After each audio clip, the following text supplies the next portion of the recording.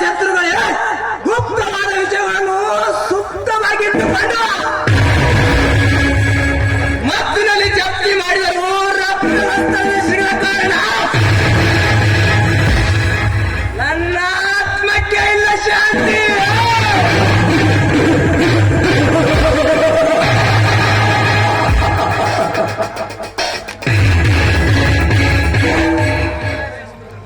ನನ್ನ ಹೃದಯ ಸಮುದ್ರದಲ್ಲಿ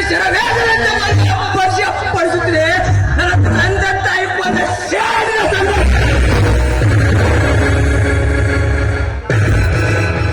ಸರ್ಕಾರದ ಆದೇಶ ನನ್ನ ತಂದೆ ತಾಯಿ ಕೊಲೆ ಮಾಡುವ ಕಿರಾತಕರನ್ನು ಪತ್ತೆ ಹಚ್ಚಿ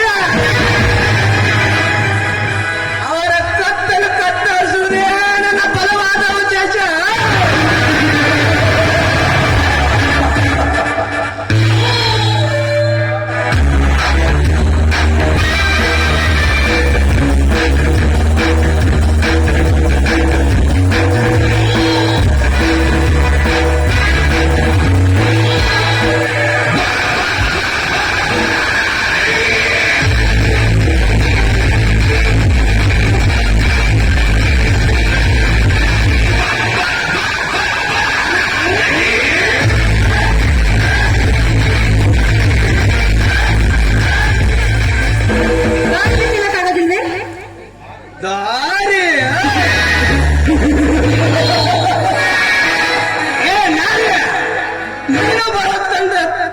ತಕ್ಷಣ ದಾರಿ ಬಿಟ್ಟು ನಿಲ್ಲೋದಕ್ಕೆ ನೀನೇನು ಮೈಸೂರು ಮಹಾರಾಣಿನ ಇಲ್ಲ ಸುರಲೋಕದ ಸುಂದರಿನ?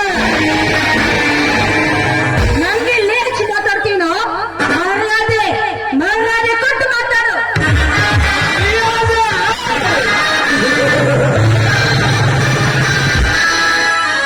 ಏ ಹುಚ್ಚ ಹೆಣ್ಣೆ, ನೀನು ಹಾಕಿರುವ ಡ್ರೆಸ್ ನೋಡಿದರೆ ಎಷ್ಟು ಮರ್ಯಾದೆ ಕೊಡಬೇಕೆಂಬುದು ಹಾದಿಯಲ್ಲಿ ಹೋಗು ಹುಚ್ಚರಿಗೆ ಗೊತ್ತಾಗುತ್ತದೆ. ನಿನ್ನ ಸುಸಂಸ್ಕೃತ ಉಡುಪಿಗೆ ನಾನೇನು ಅಂತ ಗೊತ್ತೇನೋ? ಯಾರು? ಏ ಹೆಣ್ಣೆ, ನೀನೇನು ರಂಬೆ ಊರ್ವಶಿ ಮೇಲಕ್ಕೆ ಗೊತ್ತಿರೋ ಹೋಗು. ನೀನ್ ಯಾರಾದ್ರೆ ನನಗೇನು? ಯಾರ ಹೆಸರು ಕೇಳಿದ್ರೆ ಸುತ್ತ ಹಳ್ಳಿಗಳೆಲ್ಲ ಗಡಗಡನೆ ನಡುತ್ತವು. ಅಂಥ ನರನಾಗನ ತಂಗಿಯಾದ ಈ ರೂಪಳಿಗೆ ಯಶಸ್ವಿ ಕೊಡಬೇಕಾದ ನೀನು ಬಾಯಿ ಬಂದಿಲ್ಲ ಮಾತಾಡ್ತೀರಪ್ಪ.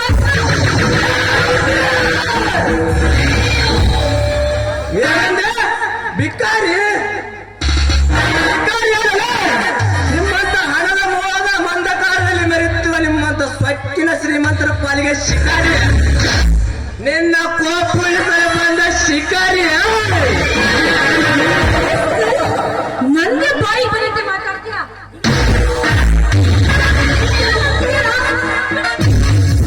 ಕೈ ಬಿಡು.